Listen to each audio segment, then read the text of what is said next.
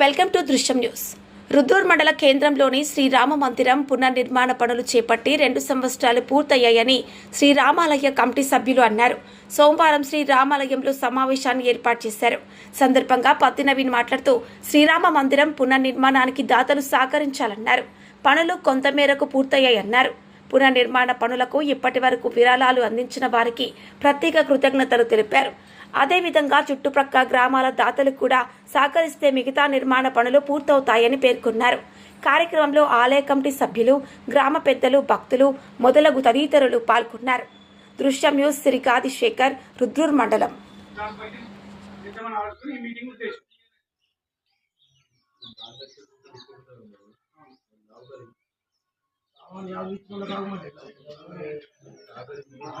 అయితే దాంట్లో ఉద్దేశం ఏంటంటే కాక సిమెంట్ షాప్ ఉంది, 20,000 కట్టాలా, 20,000 కట్టేసినప్పుడు మళ్ళీ కొత్త కాదు తెలవచ్చు, మళ్ళీ గుడి మనకి